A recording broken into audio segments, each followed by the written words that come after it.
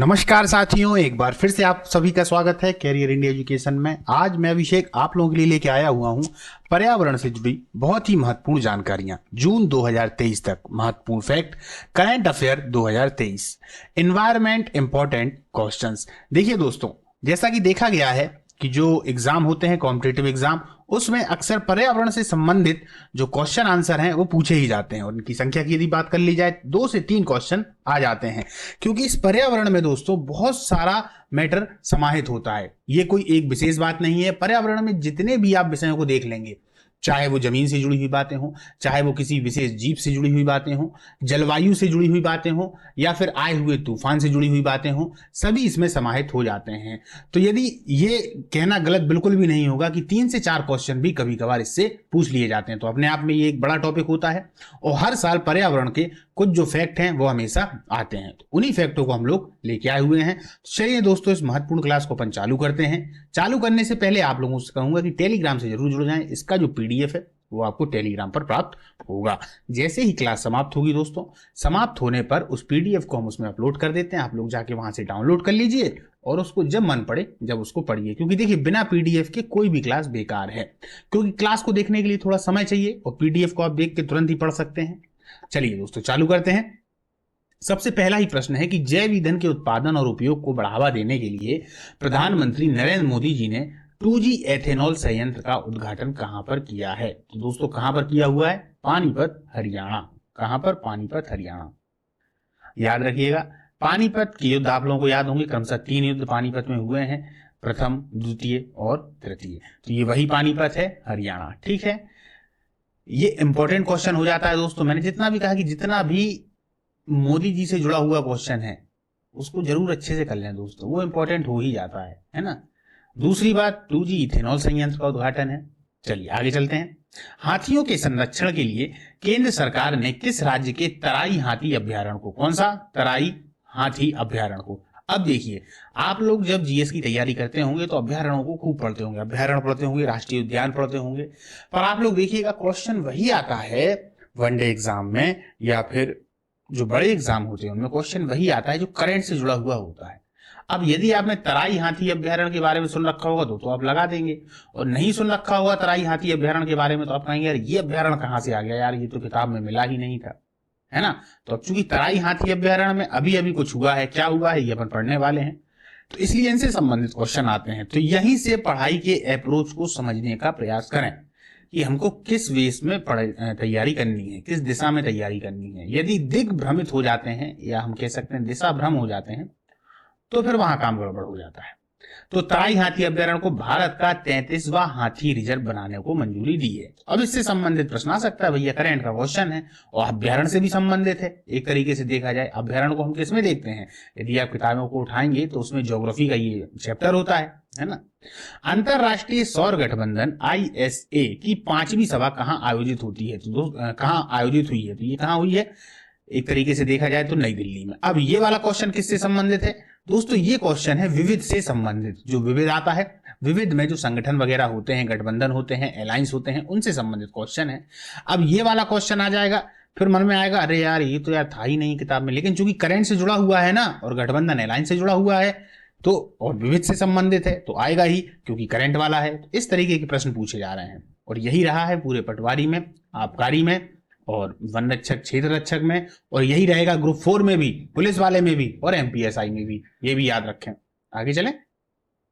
विश्व का पहला एशिया किंग गिद्ध संरक्षण केंद्र JCBC कहां पर स्थापित किया गया है? गिद्ध संरक्षण केंद्र तो कहां किया गया है? महाराजगंज, उत्तर प्रदेश। दोस्तों, जो गिद्ध होते हैं, गिद्ध और बाज में काफी अंतर होता है। गिद्ध जो है बहुत ऊंचाई पर नहीं उड़ पाता, बाज बहुत ऊंचाई पर उड़ता है।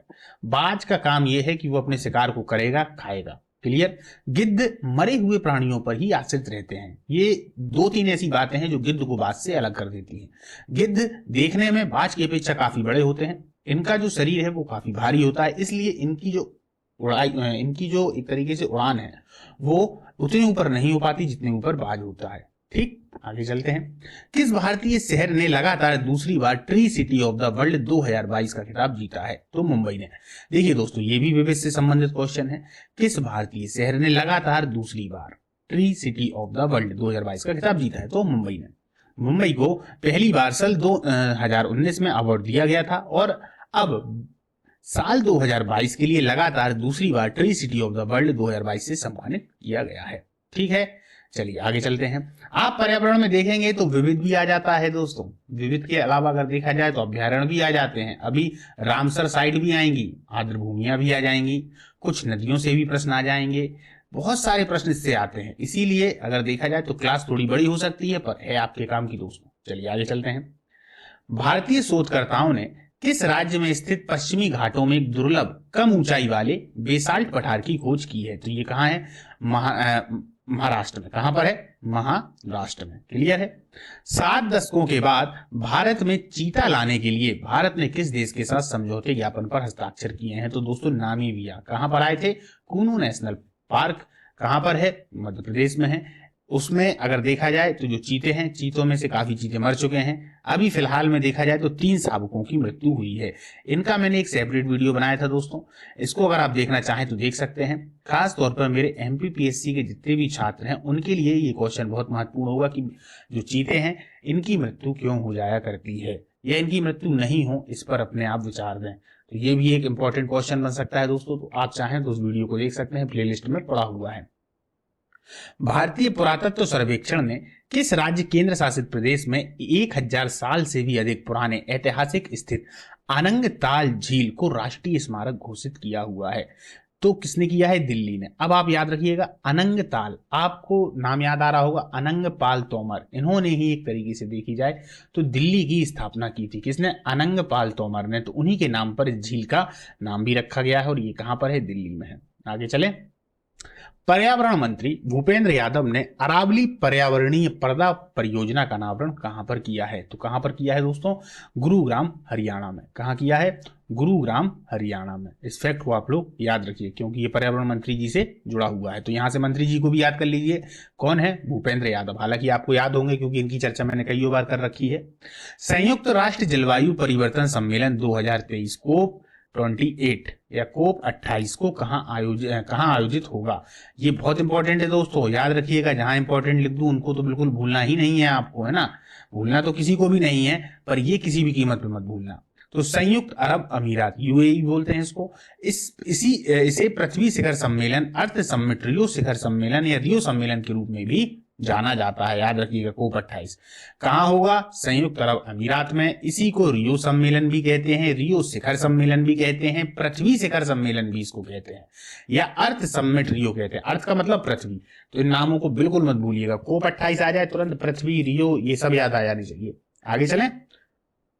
भारतीय भूवैज्ञानिक सर्वेक्षण जीएसआई ने भारत में पहली बार लिथियम के भंडारों की खोज की है। कहां पर है? कहां पर हो गई है? भारत में हो गई है। लिथियम किस लिए महत्वपूर्ण है? लिथियम महत्वपूर्ण है दोस्तों कि जितनी भी इलेक्ट्रॉनिक चीजें आती हैं, खास तौर पर आप मोबाइल हाथ में लिए रहते हैं ना, तो मोबाइल की बैटरियां, लैपटॉप की बैटरियां, इसके अलावा लैपटॉप के अंदर के महत्वपूर्ण पार्ट, वो सभी लिथियम से बनाए जाते हैं। और चूंकि लिथियम के भंडार भारत में मिल गए हैं तो कितनी अच्छी बात है। तो कहां मिले हैं? रियासी, जम्मू कश्मीर में। कहां पर? रियासी, जम्मू कश्मीर में। ये भी इंपॉर्टेंट है, स्टार लगा लीजिएगा। जो भी आप लगाते हो स्टार लगा लीजिएगा, आईएमपी लगा लीजिएगा, बिंदु लगा लीजिएगा, लेकिन इसको याद जरूर कर लीजिएगा, है ना। चलिए, पर्यावरण के प्रति लोगों को जागरूक करने के लिए मेरो रुख मेरो संतति नामक हरित पहल किस राज्य ने शुरू की है? तो दोस्तों ये की है सिक्किम ने। किसने की है? सिक्किम ने। सिक्किम की राजधानी क्या है दोस्तों? गंगटोक। अब देखिए इसका मतलब क्या था, किसका? मेरो रुख मेरो संतति, एक पेड़ लगाओ एक विरासत छोड़ो, ये है। याद रखिए, किस लिए? पर्यावरण के प्रति जागरूक करने के लिए। एमपीपीएससी में अगर देखा जाए तो 1 नंबर का क्वेश्चन है। हालांकि एमपीपीएससी हो चुकी है, वनडे एग्जाम के लिए बहुत बढ़िया है, फ्री हो गया है, उसका मेन सब आएगा, है ना। किस राज्य सरकार ने 2025 तक भारत का पहला हरित राज्य बनाने का लक्ष्य रखा है? तो हिमाचल प्रदेश ने। किसने रखा है? हिमाचल प्रदेश ने। याद रखिएगा 2025 तक। 2025 आ जाए तो हिमाचल प्रदेश याद आ जाना चाहिए। विश्व जल दिवस 2023 कब मनाएगा? इंपॉर्टेंट दोस्तों, 22 मार्च को विश्व जल दिवस 2023 कब मनाया गया है? 22 मार्च को। याद रखिए दोस्तों, तारीख से संबंधित क्वेश्चन आएगा, लेकिन किससे संबंधित आएगा? तारीख से तो आ ही रहा है, अब जो नई नई तारीखें हो गई हैं, यानी कि जब तक में आपका पेपर हो गया उसके 6 महीने की जितनी भी तारीखों में महत्वपूर्ण चीजें हुई हैं पर्यावरण से जुड़ी हुई, तुरंत अच्छे से कर लीजिए। अभी 21 जून को योग दिवस मनाया गया दोस्तों, मनाया गया कि नहीं मनाया गया, मैंने एक उस पर भी सेपरेट वीडियो डाला हुआ था। 21 जून को अच्छे से कर लीजिएगा। कहाँ जा रहा है मोदी जी, कहाँ हो रहा है, सबसे शुरुआत में कब से हुआ, 2014 में घोषणा हुई, 2015 में मनाया गया, तो इन सबको से संबंधित बिल्कुल तो याद कर लीजिएगा। तो जैसे ही इसके बाद वाला कोई भी पेपर आएगा समझ लीजिए कि उसके 100% चांस है कि वो प्रश्न आने वाला है। आगे चलते हैं। भारत का पहला चीता अभ्यारण्य किस राष्ट्रीय उद्यान में बना है? तो कूनो पालपुर राष्ट्रीय उद्यान, मध्य प्रदेश। ये तो अभी अपन ने चर्चा कर ही ली। यहां पर एक मादा चीता समाप्त हो गई थी जिनका नाम क्या था दोस्तों? सासा। क्या नाम था? सा। हालांकि इन्हीं के नाम पर अब एक दूसरे चीते का नाम रख दिया गया है।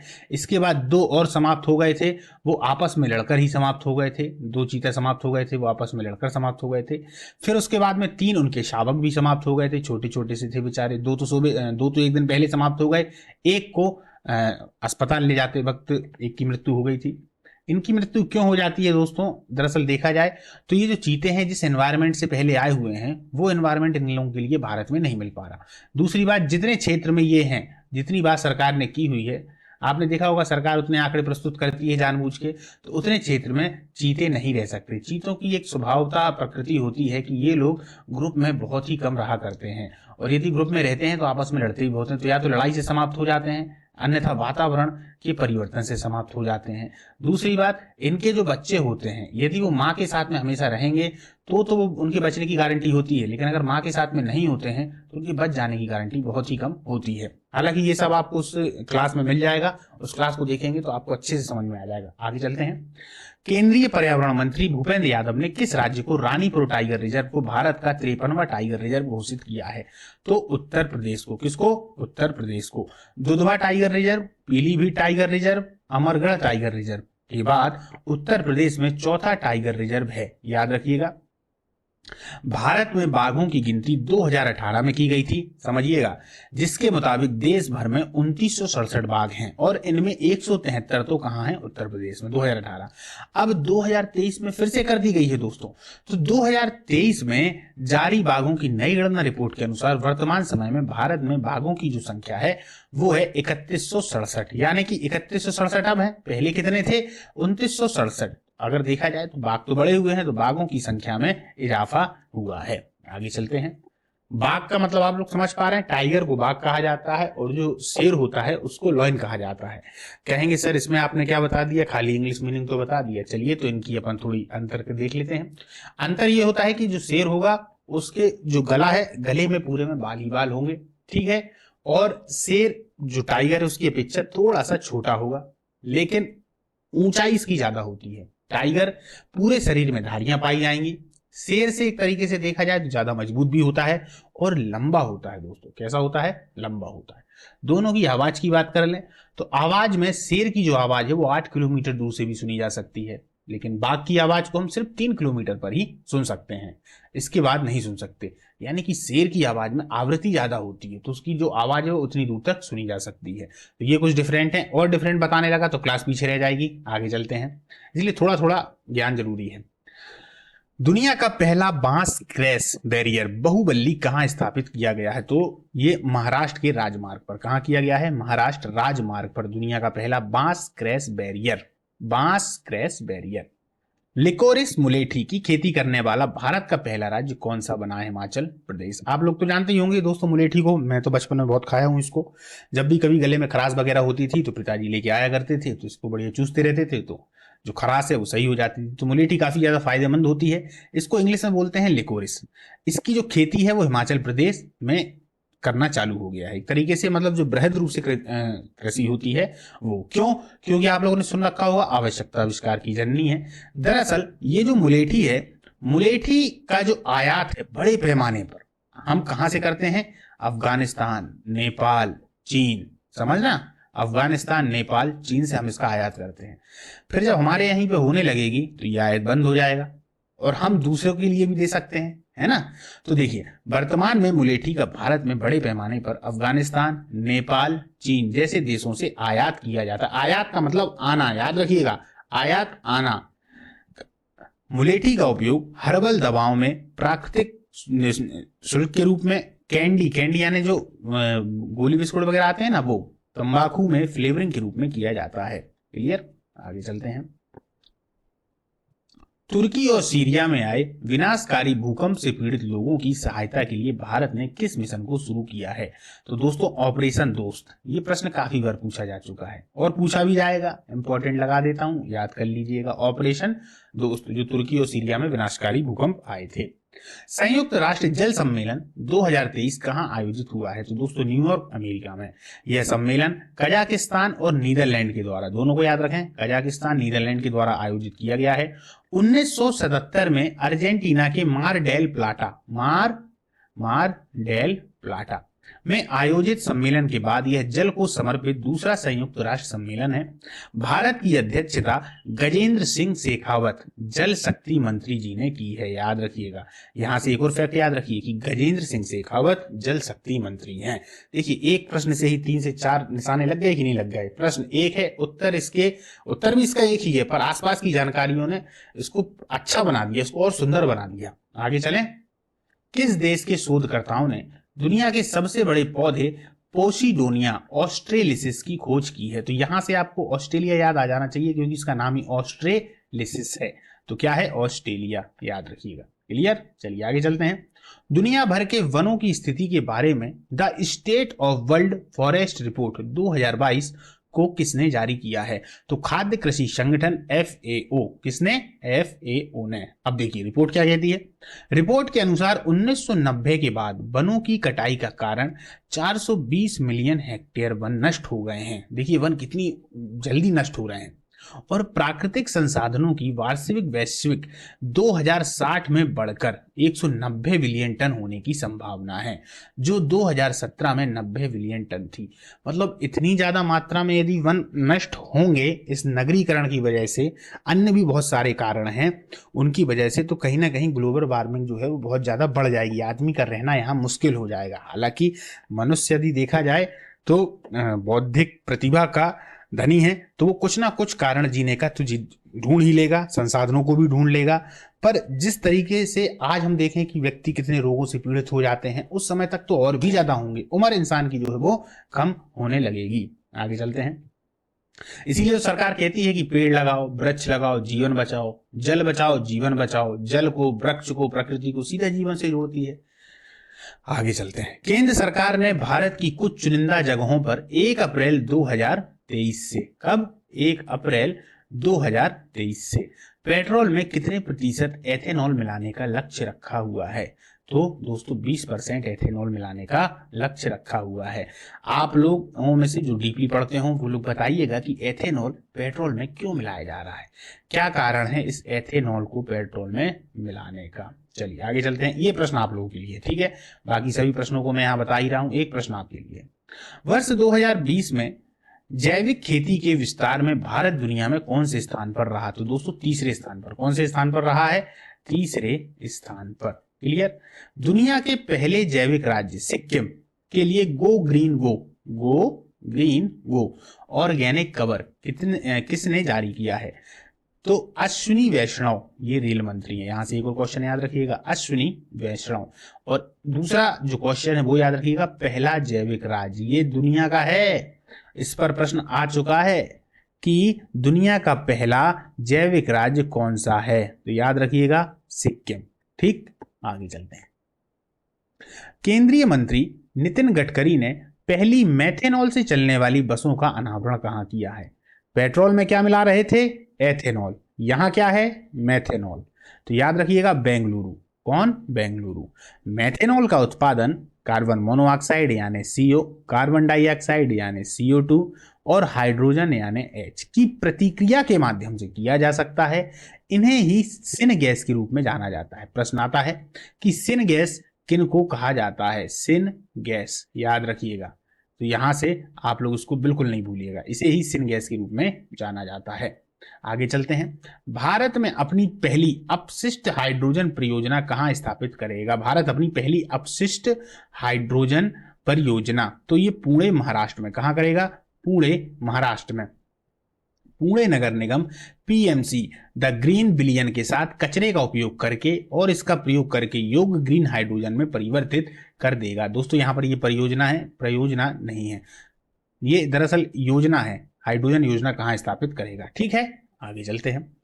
अंतरराष्ट्रीय वन दिवस 2023 कब मनाया गया है? तो दोस्तों 21 मार्च। अब देखिए दो आ गए ऐसे प्रश्न, एक था 22 मार्च का और एक आ गया 21 मार्च का, तो इसको आप लोग याद रखिएगा। अंतरराष्ट्रीय वन दिवस 2023 21 मार्च को मनाया गया है। ठीक, आगे चलते हैं। भारत के दक्षिणी राज्य कर्नाटक में स्थित बांदीपुर राष्ट्रीय उद्यान ने 1 अप्रैल 2023 को प्रोजेक्ट टाइगर रिजर्व के रूप में कितने साल पूरे किए हैं? तो 50 साल। कितने कर लिए हैं? 50 साल। नामीबिया से कूनो नेशनल पार्क मध्य प्रदेश में लाए गए 8 चीतों में से एक मादा चीता की मौत हो गई है। उसका नाम क्या था? उसका नाम सासा था। इसको मैंने अभी आपको शुरुआत में बताया था। इसरो के द्वारा पिछले 2 दशकों में एकत्र किए गए उपग्रह आंकड़ों के अनुसार भारत के कौन से स्थान भूस्खलन में सबसे अधिक जोखिम का सामना कर रहे हैं? ये जानकारी दोस्तों आप लोगों ने अभी न्यूज में सुन रखी होगी। जिस समय पर अपने ये वन रक्षक वाले पेपर चल रहे थे उसी समय बीच में खबर आई थी उत्तराखंड से, है ना। अंकित अवस्थी सर ने अगर देखा जाए तो उस पर काफी अच्छा एनालिसिस भी करवाया था कि ये जो भूस्खलन हो रहा है उसका मेन कारण क्या है ना। कहां पर हो रहा था? उत्तराखंड में हो रहा था। रुद्रप्रयाग और टिहरी उत्तराखंड, याद रखिए। इस रिपोर्ट के अनुसार भारत के अन्य हिस्सों में भी इसका ज्यादा खतरा है। कहां कहां है उन हिस्सों को भी आप लोग याद रखिए। केरल में जगह है मलापुरम, त्रिशूर, पल्लकड़, कोझिकोड। जम्मू कश्मीर में है राजौरी और पुंछ। दक्षिण और पूर्वी सिक्किम के देश भी इससे काफी ज्यादा प्रभावित हैं। याद रखिएगा, ये ऐसे वो हैं जो प्रभावित हैं। टिहरी, उत्तराखंड और रुद्रप्रयाग सबसे ज्यादा प्रभावित है। आप लोगों ने देखा होगा यहाँ भूस्खलन तुरंत हो जाता है। भूस्खलन का मतलब है कि जो जमीन है वो नीचे से धीरे धीरे सरकती जाएगी, तो ऊपर जो घर वगैरह बने हैं वो तो वैसे टूट जाएंगे, और घरों में यदि आदमी रह रहा है तो वो बचेंगे क्या? वो भी निपट लिए जाएंगे। इसीलिए भूस्खलन बहुत बड़ी समस्या है उत्तराखंड में। चलिए आगे चलते हैं। सकल घरेलू जलवायु जोखिम रैंकिंग 2023 में, कब? 2023 में भारत में कितने राज्य दुनिया के 50 सबसे अधिक जोखिम वाले राज्यों में शामिल किए गए हैं? तो भारत के दोस्तों 9 राज्य। अब देखिए, क्रॉस डिपेंडेंसी इनिशिएटिव XDI की सकल घरेलू जलवायु जोखिम रैंकिंग में दुनिया के 50 राज्यों में सबसे अधिक जोखिम वाले 9 राज्य जो है वो कौन कौन से हैं? पंजाब है, बिहार है, उत्तर प्रदेश है, महाराष्ट्र है। पंजाब भैया सबसे जोखिम वाला है, राजस्थान, तमिलनाडु, गुजरात, केरल और असम शामिल हैं। ये बहुत जोखिम वाले हैं, याद रखिए। और सबसे ज्यादा तो 9 कहाँ है? भारत में ही है। ठीक, चलिए आगे चलते हैं। छत्तीसगढ़ के कंगेर नेशनल पार्क में दिखा दुर्लभ नारंगी रंग का चमगादड़ देखा गया है। इस चमगादड़ का वैज्ञानिक नाम क्या है? याद रखिए, नारंगी रंग का। इसका नाम है कैरीवोला पिक्टा। क्या नाम है? कैरीवोला पिक्टा। देखिए, यदि तगड़ा पेपर आएगा, जैसे कि अपन देखा जाए तो CGL वगैरह इनके जो पेपर आते हैं तो उसमें इस तरीके के प्रश्न पूछ लिए जाते हैं। दुर्लभ नारंगी रंग का चमगादड़, अब इसका वैज्ञानिक नाम बताइए। तो क्या है? कैरीवोला पिक्टा। इस प्रजाति को विश्व स्तर पर लुप्त प्राय की श्रेणी में रखा गया है। लुप्त का मतलब है धीरे धीरे समाप्त हो रही है, बहुत कम देखा गया है। यह प्रजाति आमतौर पर कहाँ का है? बांग्लादेश है, बुर्नेई है, बर्मा है, कंबोडिया है, चीन है, इंडोनेशिया है, थाईलैंड है और वियतनाम।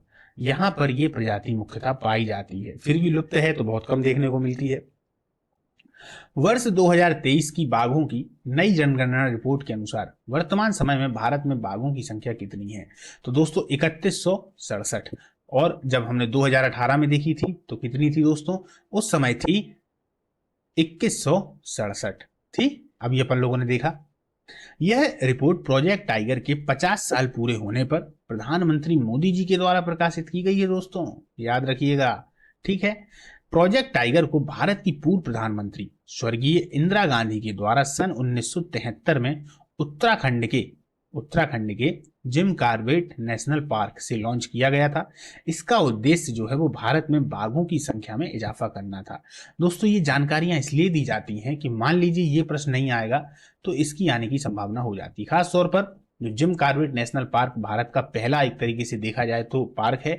दूसरी बात, टाइगर रिजर्व भी ये पहला है। इस चक्कर में यहां से प्रश्न काफी पूछा जाता है। तो इसके सन को आप लोग याद रखिएगा 1973, और यहां से इंदिरा गांधी जी को भी याद रखिएगा क्योंकि इन्हीं के द्वारा इसका जो कार्यक्रम है वो चलाया गया था, शुरुआत की गई थी। केंद्र सरकार ने स्वतंत्रता दिवस 2022 के उपलक्ष्य में भारत की 11 नई आर्द्र भूमियों को रामसर सूची में शामिल करने की घोषणा की है, जिसके बाद भारत में कुल आर्द्र भूमियों की संख्या कितनी हो गई है? तो दोस्तों कितनी हो गई है? 75 हो गई है। इसको याद रखिएगा।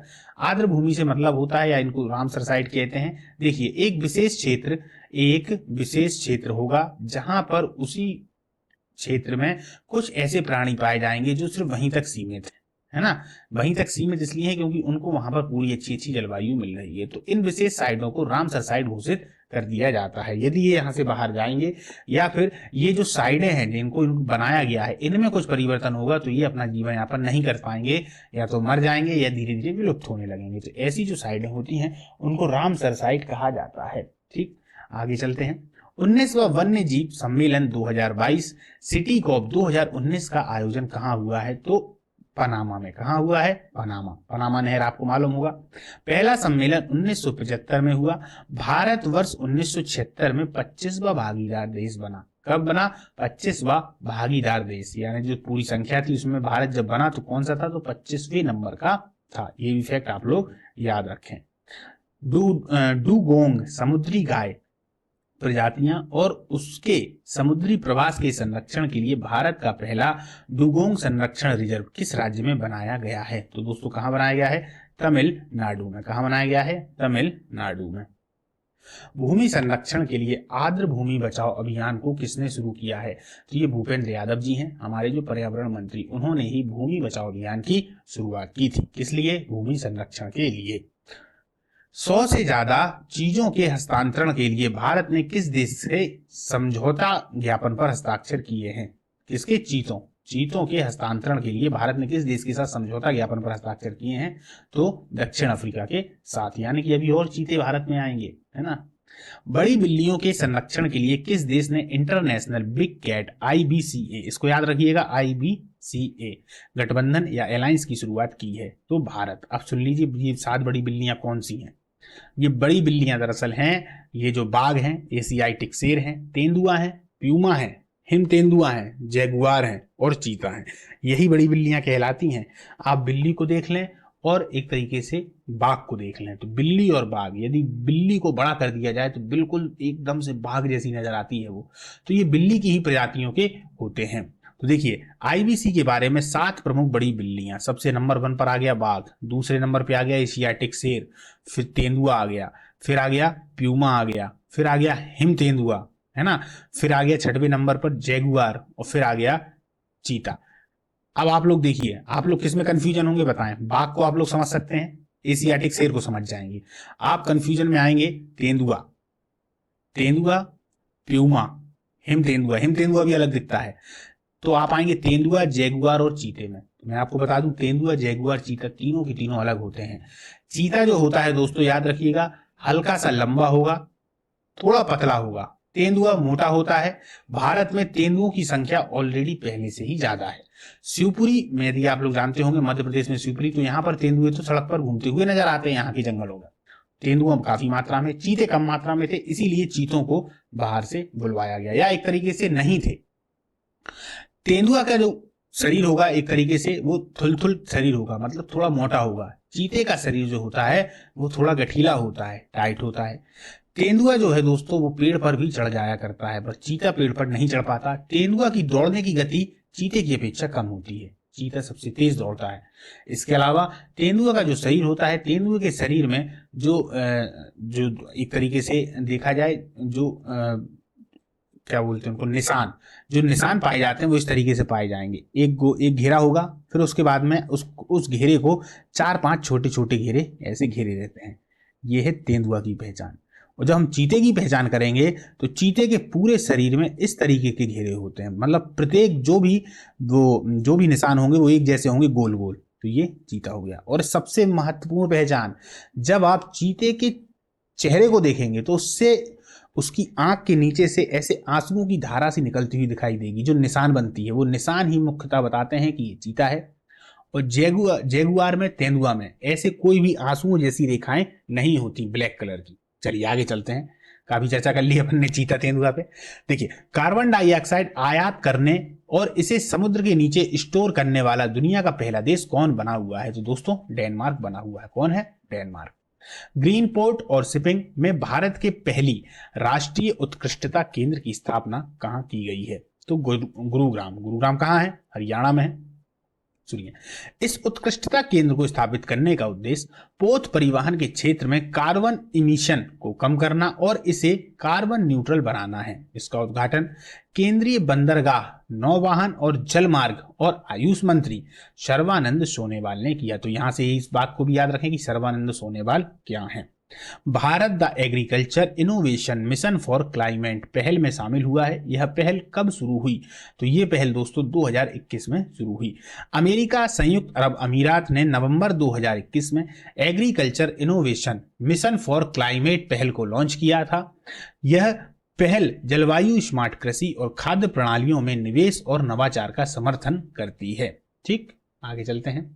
भारत की पर्यावरण स्थिति रिपोर्ट 2023 किसने जारी की है? तो विज्ञान और पर्यावरण केंद्र और डाउन टू अर्थ पत्रिका ने, दोनों की है। पहले ये हो गए और दूसरे ये हो गए, तो दोनों आ जाए तो कोई दिक्कत ही नहीं है। एक आ जाए तो भी आप लोग समझ जाइएगा। विज्ञान और पर्यावरण केंद्र ने भी जारी की है और डाउन टू अर्थ पत्रिका ने भी जारी की है। हरित बॉन्ड जारी करने वाला भारत का पहला शहरी निकाय कौन बना है? वेरी इंपॉर्टेंट दोस्तों, याद रखिएगा। क्यों? क्योंकि मध्य प्रदेश से जुड़ा हुआ है, इंदौर जारी कर रहा है दोस्तों।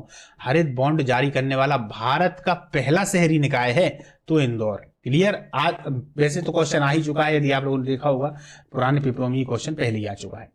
जलाशय के संरक्षण के लिए प्रधानमंत्री नरेंद्र मोदी जी ने जल जन अभियान का शुभारंभ कहां से किया हुआ है? तो सिरोही राजस्थान से। कहां से किया हुआ है? सिरोही राजस्थान से। किस अंतरराष्ट्रीय संगठन ने दुनिया के महासागर निकायों की रक्षा के लिए पहली उच्च समुद्र संधि पर हस्ताक्षर किए हैं? पहली उच्च समुद्र संधि पर हस्ताक्षर किए हैं तो संयुक्त राष्ट्र संघ ने। किसने? संयुक्त राष्ट्र संघ ने।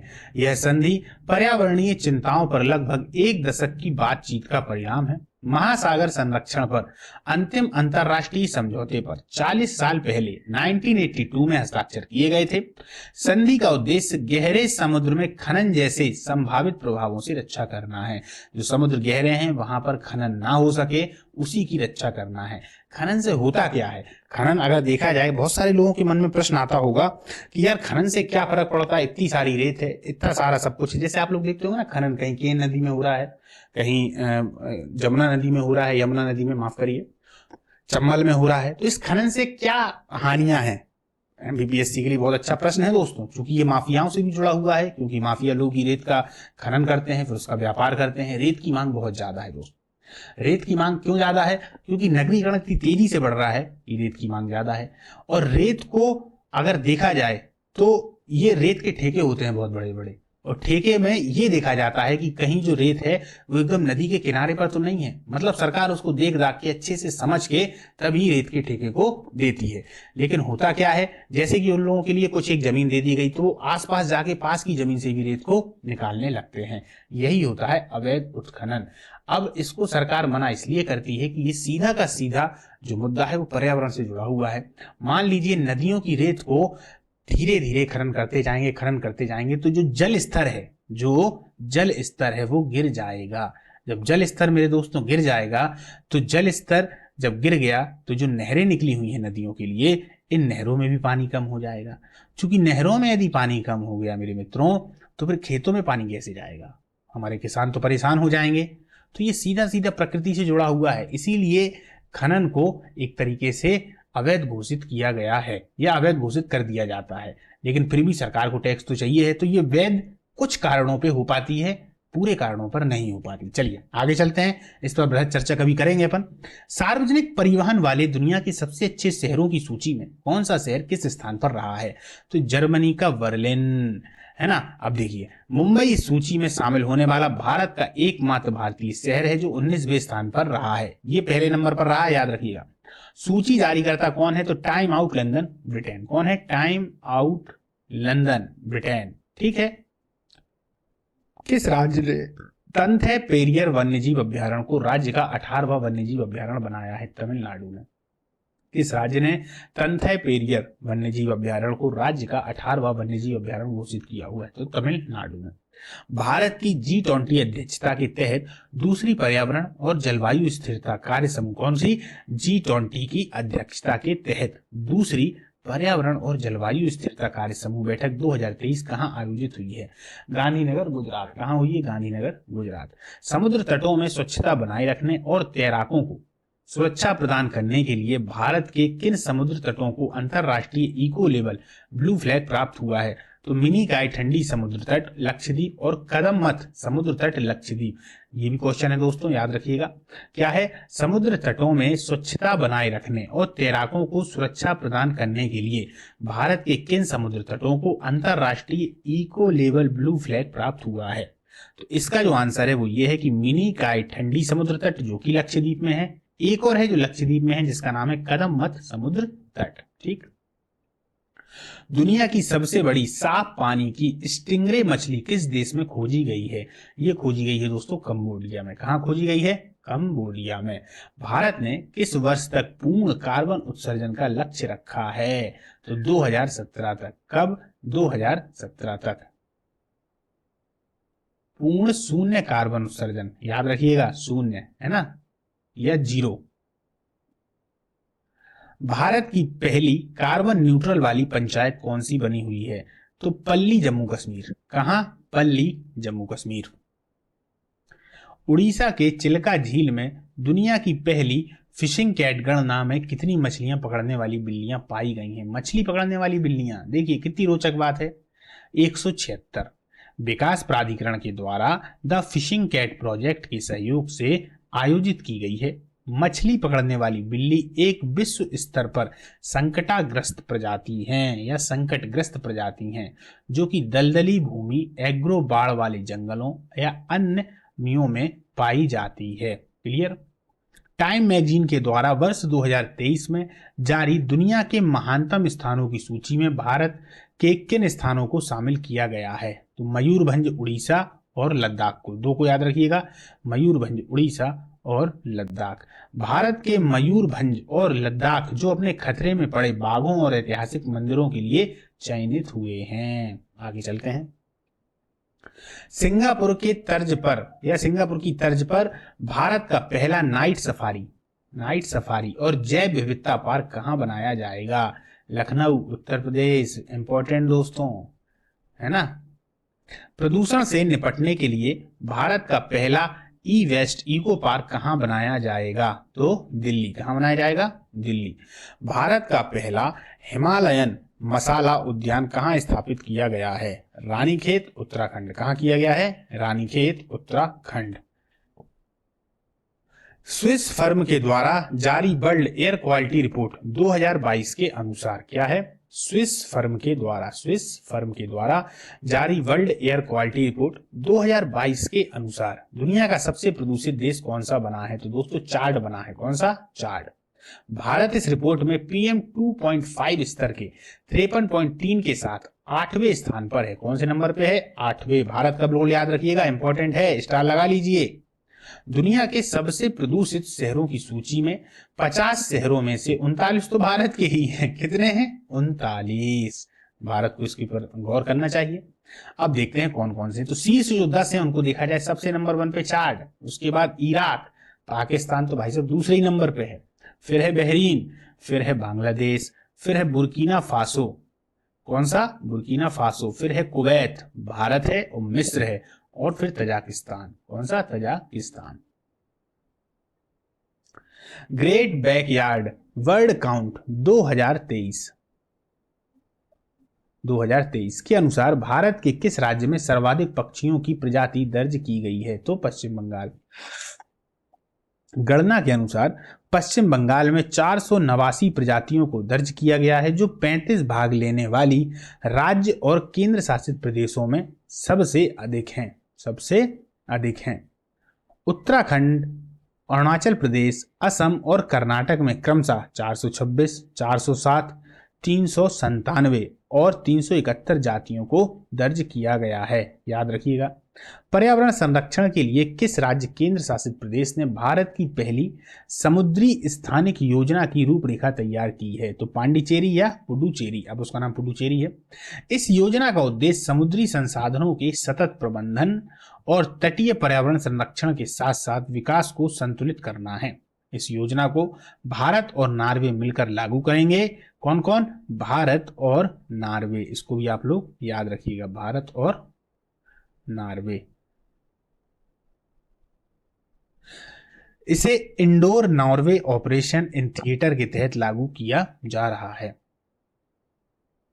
यायातोसो झील को जैव विविधता अधिनियम 2002 के तहत किस राज्य केंद्र शासित प्रदेश का पहला जैव विविधता विरासत स्थल घोषित किया गया है? तो लद्दाख। 2022 है दोस्तों, 2022 के तहत किससे राज्य केंद्र शासित प्रदेश का पहला जैव विविधता विरासत स्थल घोषित किया गया है? लद्दाख। भारत ने किस वर्ष तक के 1000 शहरों को 3 स्टार कचरा मुक्त बनाने का लक्ष्य रखा है? 2024। कब? 2024। 3 स्टार कचरा मुक्त। सी चेंजेस क्लाइमेट के लिए किसे भारतीय राजदूत के रूप में नियुक्त किया गया है? श्रेया घोड़ावत। श्रेया घोड़ावत, याद रखिए। आगे चलते हैं। भारत ने किस वर्ष तक global hub for green ship का निर्माण का लक्ष्य रखा है? 2030 तक। कब? 2030 तक। भारत ने ग्रीन टंग ट्रांजिशन प्रोग्राम GTPTP की शुरुआत करके वैश्विक जहाज निर्माण उद्योग में, किसमें? वैश्विक जहाज निर्माण उद्योग में एक बनाने का लक्ष्य रखा हुआ है। पर्यावरण को होने वाले नुकसान को कम करने के लिए, किसको? पर्यावरण को होने वाले नुकसान को कम करने के लिए भारत का पहला इलेक्ट्रिक तीर्थ यात्रा गलियारा कहां बनाया जाएगा? तो दोस्तों कहां बनवाया जाएगा? उत्तराखंड में। सीवेज को साफ करने के लिए बांदीकूट नामक रोबोटिक स्क्वेंजर का उपयोग करने वाला भारत का पहला राज्य कौन सा बना है? तो केरल। देखिए कितनी महत्वपूर्ण जानकारियां मिल रही हैं आप लोगों के लिए, सब आश्चर्य करने वाली हैं। और जिस चीज से भी हम आश्चर्यचकित हो जाते हैं वो चीज हमको याद हो जाती है। फैक्ट है, नियम है, मन का ये एक नियम है। जो भी चीज हमारे लिए आकर्षित कर ले, कब आश्चर्य होगी। जैसे कि हमने किसी को देखा, हमने अरे हाँ, अरे कितना गजब है। अगर हमने उसको देखा ये करके, ये भाव अपने मन से आना चाहिए मन में, तो फिर होगा क्या कि वो चीज हमको याद हो जाएगी। देख लीजिए अपने जीवन की कितनी सारी ऐसी घटनाएं होंगी जहां पर आप आश्चर्य रहे होंगे, तो वो चीज आज भी आप लोगों को याद है ना। तो इनको देखकर यदि आप आश्चर्य आपके मन में आ रहा है, आश्चर्य के जो हार्मोन है वो दिमाग में रिलीज हो रहे हैं, तो अपने आप फिर ये आपको याद हो जाएगा। चलिए आगे चलते हैं। इसीलिए तो कहते हैं कि भाई बच्चों जैसा मन बनाइए, यदि पढ़ना है तो पढ़ते समय बच्चों जैसा मन बनाइए और बड़ों जैसी समझदारी को रखिए। तो दोनों का जब एक तरीके से आपस में मेल होगा ना, समझदारी का और बचपने का, तो पढ़ाई बहुत ही आसान हो जाती है। जिसको मेहनत करते हैं वो मजा बन जाती है। आगे चलते हैं। पर्यावरण के प्रति जागरूकता बढ़ाने के लिए किस राज्य के मुख्यमंत्री ने लाइफ स्टाइल एवं एनवायरमेंट अभियान को शुरू किया हुआ है? तो असम में। बहुत सारे दोस्त कहते हैं कि अरे यार इसमें बहुत मेहनत है। वो यार काय की मेहनत है बताइए? ईंटा थोड़ी ना ढो रहे हैं कि नीचे से लेके ऊपर तक जाना है 10-10 ईंटों को, किसी का घर बन रहा है कि मजदूरी कर रहे हैं। मेहनत मजदूरी इसमें मेहनत तो है ही नहीं दोस्तों, कोई मेहनत नहीं है। बस पढ़ते हुए चलना है। इतनी सारी जानकारियां मिल रही हैं। ये मेहनत पता है क्यों लगने लगती है? मैं आपको बताऊं, पढ़ाई तो बहुत मजेदार चीज है ना। शिक्षा बहुत ही बढ़िया चीज है, इसमें कभी मेहनत लगती नहीं है। ये मेहनत दरअसल इसलिए लगने लगती है कि प्रेशर दिमाग में आ जाता है कि नौकरी पाना है, नौकरी पाना है। और ये नौकरी पाने की बात ही आपको मेहनत बार बार लगती है। क्यों? क्योंकि अब कुछ चीज को पाना है, इसीलिए रेस करनी है, इसीलिए दौड़ लगानी है। और वो दौड़ एक तरीके से देखा जाए तो प्रेशर वाली है, दबाव वाली है, इसीलिए वो हमको मेहनत लगने लगती है। चलो खैर लेक्चर का समय नहीं है ना। अपन आगे अगले प्रश्न पर आते हैं। लोगों को वनों की आग की रोकथाम के बारे में जागरूक करने के लिए हटेगी फुलड़ू, देखिए कितनी अच्छी है, लौटेगा चौराहा, लौटेगी चारागाह, हटेगी फुलड़ू लौटेगी चारागाह नामक अभियान को किस राज्य ने शुरू किया है? हिमाचल प्रदेश ने। हिम का आंचल है जहां, हिमाचल प्रदेश। नाम से ही एक तरीके से देखा जाए तो राज्य अपना पूरा परिचय दे देता है। हिमाचल, हिम का आंचल, हिम है, बर्फ से ढका हुआ है, हिमाचल प्रदेश है। आज भी लोग जाते हैं यहाँ पर, अधिकतम युवा तो जाते ही हैं शादी के बाद, क्योंकि ठंडा प्रदेश है, बहुत अच्छी हरियाली है। जल संरक्षण के लिए जल शक्ति अभियान कैच द रेन 2023 को किसने शुरू किया है? राष्ट्रपति द्रौपदी मुर्मू जी ने। कौन से नंबर की हैं? फिर से दोहरा देता हूं, 15वें नंबर की हैं। किस जाति से आती हैं? संथाल जाति से आती हैं। महिला राष्ट्रपति में दूसरे नंबर की हैं। यदि पहले नंबर की हम बात करेंगे तो फिर आदिवासी महिलाओं में आ जाएंगी। किस राज्य से आती हैं? तो भाई साहब उड़ीसा से आती हैं। 5 से 6 जानकारियां मिल गई। इन जानकारियों को रख लीजिए, आपके काम आएंगी। यह अभियान मानसून के मौसम में जल संरक्षण को जन अभियान में बदलने का प्रयास है। यह अभियान मानसून के मौसम में जल संरक्षण को जल अभियान में, जल संरक्षण कितना जरूरी है? देखिए, जो बरसात का जल होता है दोस्तों, जो वर्षा का जल होता है वो एकदम शुद्ध होता है। शुद्ध से मेरा मतलब है, हाँ, उसमें हालांकि अम्लीय वर्षा हो जाए तो कुछ जो तत्व हैं वो मिल जाते हैं, वो तत्व इतने ज्यादा वो नहीं होते, लेकिन ये शुद्ध जल है, यानी मीठा जल है, पीने लायक जल है। तो इसको यदि हम जमीन में ही संरक्षण कर लें, इसका ये जमीन के नीचे न जा पाए और इसका उपयोग कर लें, तो यही जल संरक्षण है। तो एक जगह हो गया, 2 जगह हो गया। अब ये अभियान कब बन जाएगा? जब ये एक सिलसिला चालू हो जाएगा, एक दौर चालू हो जाएगा कि भैया इस गांव ने भी ऐसा करा, दूसरे गांव ने भी ऐसा करा, तीसरे ने भी ऐसा करा, अरे अब तो पूरा का पूरा जिला करने लगा, अब तो पूरा का पूरा राज्य करने लगा। तो जल संरक्षण को जन अभियान में बदलने का एक प्रयास है। तो आप लोग समझ चुके होंगे। चलिए आगे चलते हैं। द्रौपदी राष्ट्रपति मुर्मू पर क्वेश्चन आने की संभावना इसलिए बढ़ जाती है दोस्तों, ये आप लोग देखिए, इसमें आश्चर्य आपको नहीं होता कि यार एक आदिवासी महिला है, ऐसे स्थान से आ रही है जहां पर पढ़ाई का जो स्तर है वो एकदम निम्न है। कितना संघर्ष किया होगा लाइफ में, कितना संघर्ष किया होगा, कितने संघर्ष से जाके उठकर आई होंगी, आज भारत की राष्ट्रपति हैं। समझिए आप। तो ये बहुत महत्वपूर्ण बात है दोस्तों, इसीलिए मैं बार बार इसकी चर्चा कर देता हूँ। क्वेश्चन इसीलिए आता है इससे बार बार कि जो लोग हैं, भारत के जो विद्यार्थी हैं, जो स्टूडेंट हैं, जो युवा हैं, जो भारत की आग हैं, जिन्हें भारत में आगे अगर देखा जाए तो बहुत सारे कार्य करने हैं, क्योंकि आप ही लोगों में से बहुत सारे ऐसे होंगे जो तैयारी कर रहे हैं। तो IAS बनेंगे, कुछ IPS बनेंगे, MPPSC को फाइट करेंगे, कुछ दूसरी लाइन में निकलेंगे, पर कुछ ना कुछ देश के लिए समर्पित करके जरूर जाएंगे। तो वो लोग समझे इन सब चीजों को, है ना। चलिए आगे चलते हैं। भारत का पहला कार्बन न्यूट्रल ड्रोन किस कंपनी ने लॉन्च किया हुआ है? तो गरुड़ एयरोस्पेस ने। किसने? गरुड़ एयरोस्पेस ने। रिन्यू पावर ने भारत का पहला 3X platform wind turbine generator किस राज्य में स्थापित किया गया है? तो कर्नाटक में। कहां किया गया है? कर्नाटक में।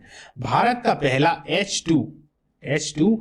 भारत का पहला H21 आइस, ये आइस है दोस्तों, आइस तकनीक से चलने वाला हाइड्रोजन ट्रक किस कंपनी ने लॉन्च किया हुआ है? तो रिलायंस इंडस्ट्रीज ने। हाइड्रोजन से चलने वाला, देखिए तरक्कियों पे तरक्कियां हो रही हैं, कुछ समय के बाद हाइड्रोजन से चलने वाले सभी जगह आ जाएंगे, है ना। आगे चलते हैं। किस भारतीय प्रौद्योगिकी संस्थान के शोधकर्ता ने दूध में मिलावट का पता लगाने के लिए pocket friendly device milk kit विकसित की हुई है? IIT मद्रास ने। जेब में रखे रहें, कोई दिक्कत नहीं है, आराम से। और जहां आपको लगे कि भैया दूध में मिलावट है, खटाक से जांच कर लें और तुरंत वीडियो बनाकर भेज दें, लो भैया कि इनके दूध में मिलावट है, फालतू के पैसे ये हमसे ले रहे हैं, हो गया काम। आजकल वीडियो का बड़ा क्रेज चला हुआ है ना, तो बस ऐसे कामों के लिए बनाइए। और जहां कभी मदद करने की आवश्यकता हो तो वहां मोबाइल को साइड में रख के सामने वाले की मदद कर लीजिए, है ना। कहीं देखा गया है, कहीं लड़ाई हो रही है, एक आदमी बेचारा मार खाए जा रहा है, सभी लोग वीडियो बना रहे हैं, अरे एक जन जाओ उसको बचा लो बेचारे को। और ऐसी जगह बनाना चाहिए, तो ऐसी जगह बनाएंगे नहीं। चलिए आगे चलते हैं। किस राज्य ने अगस्त्य मलाई हाथी रिजर्व को अपना 5वां हाथी, कौन से नंबर का? 5वां, वो भी कौन सा? हाथी अभ्यारण्य घोषित किया हुआ है? तो किसने किया हुआ है? तमिलनाडु ने। ठीक। जल स्रोत को साफ सुथरा एवं प्लास्टिक मुक्त बनाने के लिए पुनीत सागर अभियान किसने शुरू किया हुआ है? तो राष्ट्रीय कैडेट कोर NCC ने। किसने? राष्ट्रीय कैडेट कोर NCC ने। मौसम में बदलाव और बढ़ती गर्मी के कारण उत्पन्न होने वाली चुनौतियों का सामना करने के लिए भारतीय कृषि अनुसंधान परिषद ने गेहूं की कौन सी किस्म विकसित की है? तो HD 3385। क्या है इसकी खास बात? यह नई किस्म जल्दी बुआई के लिए तो अनुकूल है, यह गर्मी के प्रकोप से भी बची रह सकती है और इसकी फसल को मार्च महीने में समाप्त होने से पहले ही काटा जा सकता है। देखिए कितनी सारी चीजें हैं। एक तो बुआई के लिए अनुकूल हो गई, बोने के समय गर्मी कितनी भी पड़ जाए कुछ इसको होगा नहीं, और मार्च के महीने में समाप्त होने से पहले ही काट ली जाएगी, तो समय भी बच गया। इलेक्ट्रिक वाहनों को बढ़ावा देने के लिए यूरोपीय संघ ने औपचारिक रूप से किस वर्ष से गैस डीजल कारों की बिक्री पर प्रतिबंध लगाने की घोषणा की हुई है? 2035 को या 2035 तक। ठीक। किस राज्य सरकार ने जुलाई 2023 में एक दिन में 35 करोड़ पौधे लगाने की घोषणा की हुई है? उत्तर प्रदेश ने। कितनी गजब की बात है, एक दिन में 35 करोड़ पौधे। चलिए, सौर ऊर्जा में सर्वश्रेष्ठ योगदान के लिए केंद्रीय सिंचाई और बिजली बोर्ड पुरस्कार 2022 से किस संस्थान को सम्मानित किया गया है? भारत हैवी इलेक्ट्रिकल्स लिमिटेड यानी भेल। दोस्तों आप लोग बताइएगा कि आप लोगों ने अपने जीवन में कितने पौधे लगाए हुए हैं, जीवन में कितने पौधे लगाए हुए हैं, ये कमेंट बॉक्स में बताइएगा, है ना। चलिए आगे चलते हैं। जूलॉजिकल सर्वे ऑफ इंडिया के शोधकर्ताओं ने किस राज्य की दक्षिण गारो हिल्स गुफा के अंदर मेढक की एक नई प्रजाति खोज की है? तो मेघालय में। कहा? मेघालय में। चलिए आगे चलते हैं। स्विस एयर ट्रैकिंग इंडेक्स 2023 के अनुसार दुनिया का सबसे ज्यादा प्रदूषित शहर कौन सा बना हुआ है? तो लाहौर का पाकिस्तान।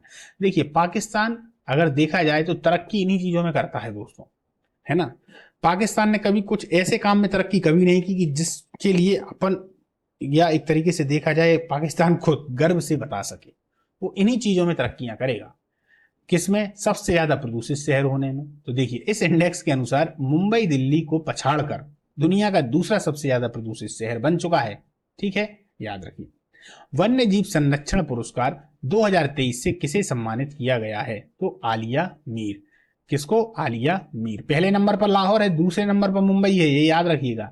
आलिया मीर जम्मू कश्मीर की रहने वाली हैं। उनको यह पुरस्कार वन्य जीव संरक्षण के सभी पहलुओं में उनकी उपलब्धियों के लिए प्रदान किया गया है। ठीक। पहली बार इराविकुलम राष्ट्रीय उद्यान को एक फेरनेरियम मिला है। यह राष्ट्रीय उद्यान किस राज्य में स्थित है? ये बहुत इंपॉर्टेंट क्वेश्चन है दोस्तों, याद रखिएगा, इसीलिए इसको थोड़ा अलग से बनाया गया है। तो केरल। झींगा पालन के बारे में जागरूकता पैदा करने के लिए किस राज्य ने झींगा मेला आयोजित किया हुआ है? तो दोस्तों पंजाब। ये भी बहुत इंपॉर्टेंट है, याद रखिएगा। ये भी झींगा पालन के लिए भविष्य में अगर देखा जाए तो योजनाएं भी बहुत ज्यादा चलेंगी। कुछ योजनाएं तो चल ही रही हैं, अभी बहुत ज्यादा प्रोत्साहन दिया जाएगा या प्रोत्साहित किया जाएगा कि भैया झींगों कर, क्योंकि इनकी मांग विदेशों में बहुत ज्यादा है, भारत में तो है ही, विदेशों में भी बहुत ज्यादा है। झींगा एक दरअसल मछली हुआ करती है दोस्तों। चक्रवात फ्रेडी ने किस देश को प्रभावित किया है? चलिए, तो ये मोजाम्बिक मालवी को किया है, मोजाम्बिक मालवी को।